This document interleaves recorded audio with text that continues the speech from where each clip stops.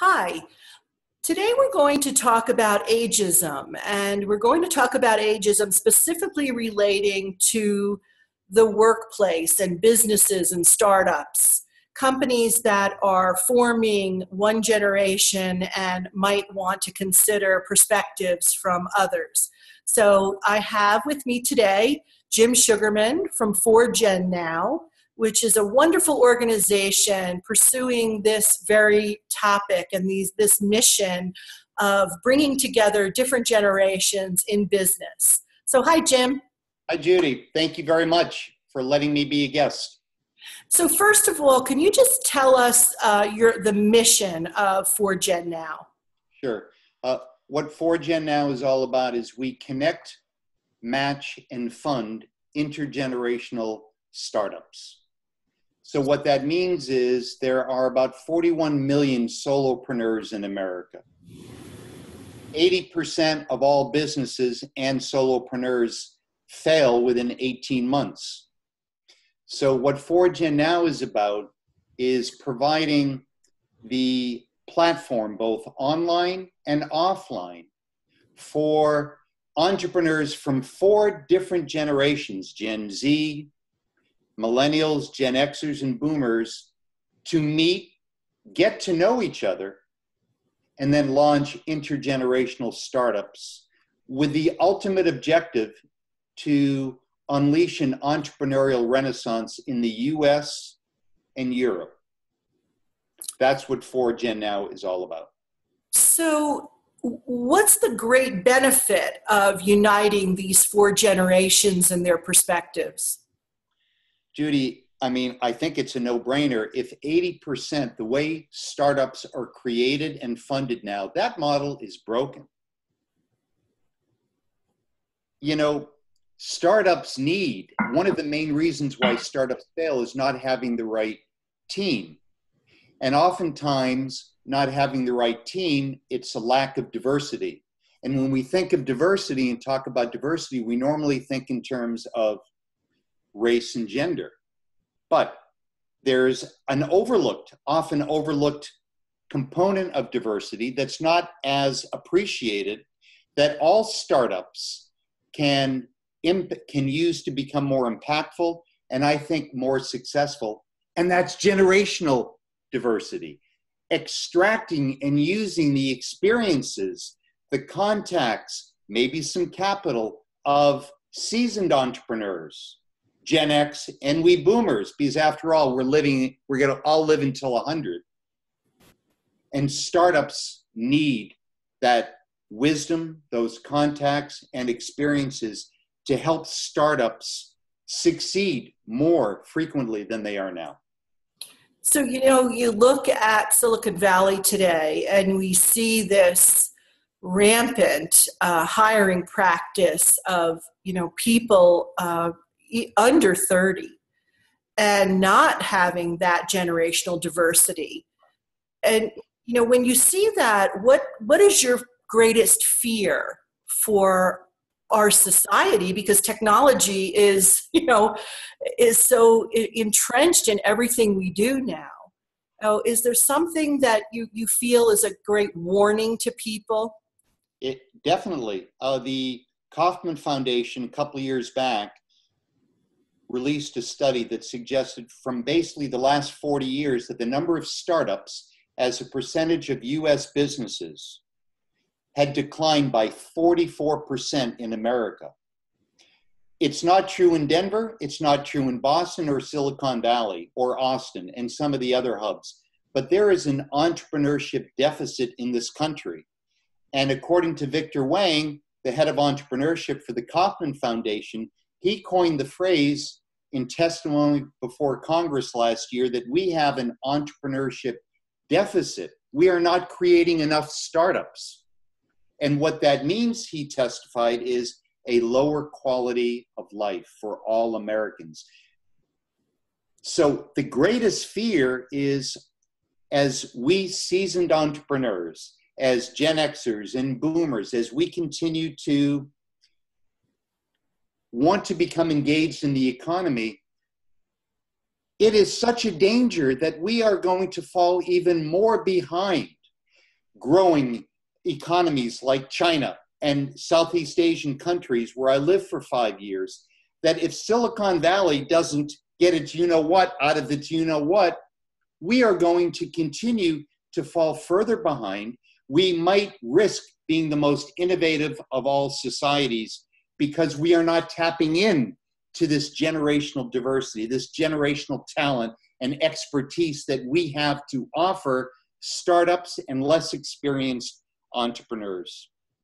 And another great fear I have is that angel investors, okay, who primarily are the main funders, seed funding for startups, that model is broken. They continue to invest oftentimes in inexperienced entrepreneurs, and they want to invest more in startups where the co-founders have intergenerational expertise and they have compatible skills and experiences. If this change isn't done immediately, and you mentioned Silicon Valley, that's amongst the worst with the ageism and the age discrimination. So on a big picture, I fear that our economic competitiveness from an innovation perspective will severely be tarnished and will be hurt. That is a great fear. You know, what about just products and services themselves, not really looking at the target populations that they're going after? I mean, there are many people who are looking at, we were just talking about technology, but technology for older adults, and don't necessarily really have conversations with that group of people, let alone have that, those different generations within their workforce. But they're not, talking about things pre-designed. So do you worry about, that there be so many failures of startups and not actually the production of necessary and needed products and services? I do, and a great fix is just for more with the great work that you and your colleagues are doing, is to continue to get more eloquent people than myself who are involved in this process to not just connect the generations, but talk to small companies, talk to mid-sized companies, talk to big companies, because they're not getting how huge our market is. And they're not getting how huge the opportunity to create new, innovative, needed services and products for seasoned people. You started, your co-founder is your daughter. And I wonder, when you were forming the idea and all, were you having conversations about the ageism that exists in the workplace today? I shared some of the statistics, one of which I'm glad I remembered, I think was from the Pew Foundation, Judy, whereby recently or a couple of years ago that of the workforce, 59% of the workforce shied away from interacting with a colleague from a different generation. 59% versus 39% resistance to approach a colleague from a different race, and only 19% resistance to approaching a colleague from another gender. I shared those stats. That didn't resonate necessarily with my daughter, the millennial. Her focus is, how can we create something that has meaning? How can we have a positive social impact by bringing the generations together? It was not so much that, look at all this ageism and age discrimination that takes place. I framed it, because I know my daughter, what magic can we create together? Yeah. What benefit, what value can we provide to society, both in the US and in Europe, where they're struggling. The EU has a huge initiative, more progressive, I think, in some ways than in the US, to bring the generations together to work and create new companies.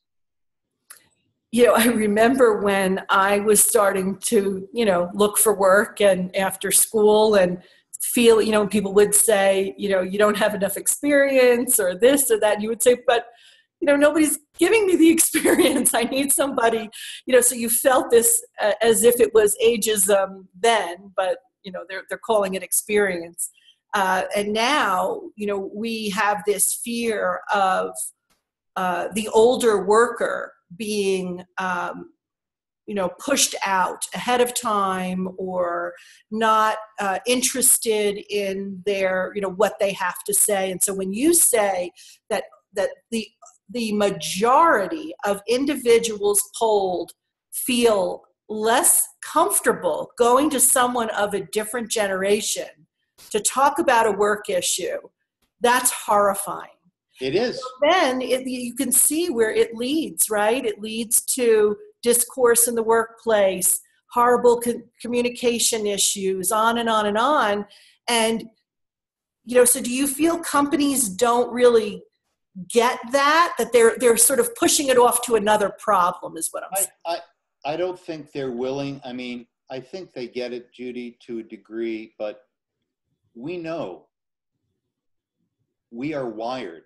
People do not like change, let alone, quote, successful, profitable, multinational companies. Do you think they love the fact that there are at least 4, if not 5 generations in the workplace? The amount of time from a HR perspective, capital perspective, educational perspective,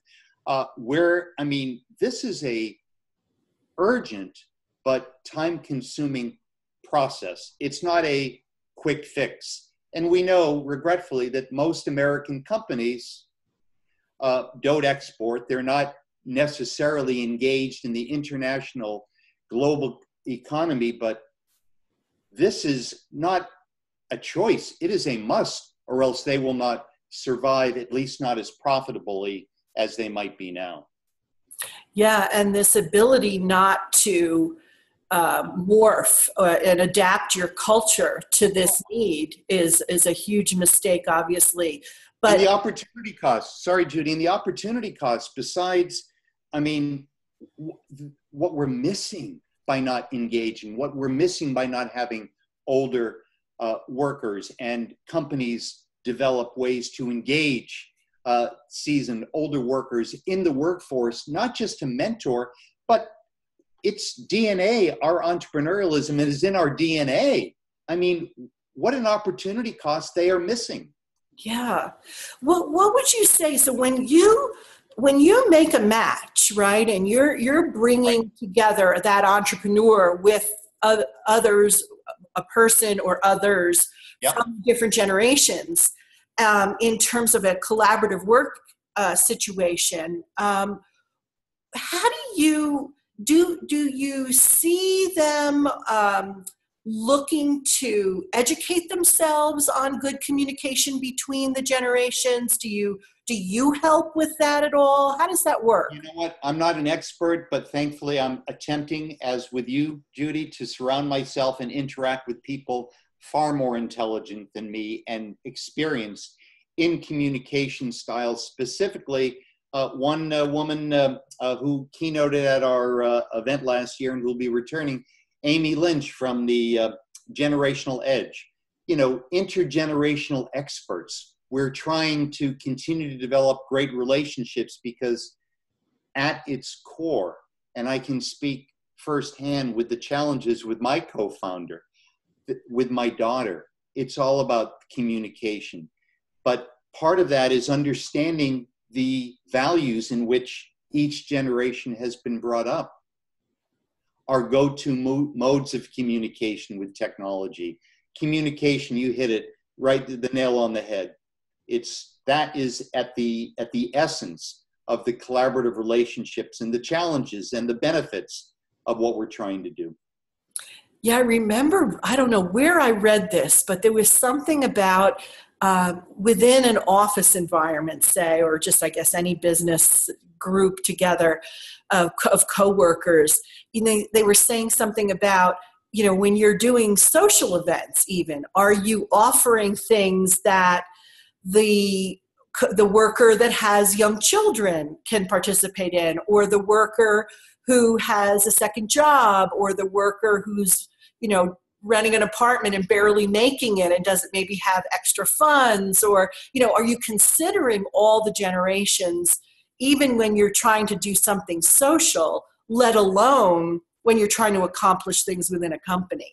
So it's that attention is exactly, but it requires thought and planning and time. So the knee-jerk reaction, don't have time for that, right? Yeah. But that's a problem, and that's inexcusable. That's right. We need to make time for humanity, especially the people that surround us in our workspace and our life.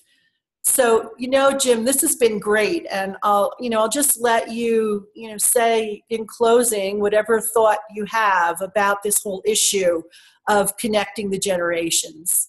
I think, thank you, Judy, for the opportunity. All I'll say is I'm blessed to have been approached by and to have met people like you and the associations and organizations with whom you are affiliated. And my only hope is that I continue to be blessed enough to interact with you, to learn more about what 4Gen Now can do from a service, from a giving perspective, to help connect the generations. So older workers, experienced workers, and people not just enjoy our years, but make a definite, measurable, and meaningful contribution to society, both economically and socially. So I thank you for the opportunity. That's my wish. Well, thank you so much, Jim. And I know you're going to have an event in October in Denver. And if you just want to tell us a little bit about that, that would be wonderful. Thank you for reminding me. Yeah. 4Gen Now, our second annual 4Gen Now Summit will take place on October 12th at CU South Denver. We expect 500 intergenerational solopreneurs looking for their intergenerational business partner or co-founder. So that's on the 12th of October in Denver, and the day before, Peter Adams from Rockies Ventures Club is conducting with 4Gen Now an angel accelerator for those either existing angel investors or aspiring angel investors that would like to learn how to become more profitable. That's on October 11th. Thank you for reminding me to say something about that. You're welcome. Well, thank you so much for doing this. And we want to really make people aware of issues of ageism and thinking through and being mindful to involve as many of the generations in the things they do as possible. So thanks a lot, and I will see you in October. Thank you, Judy.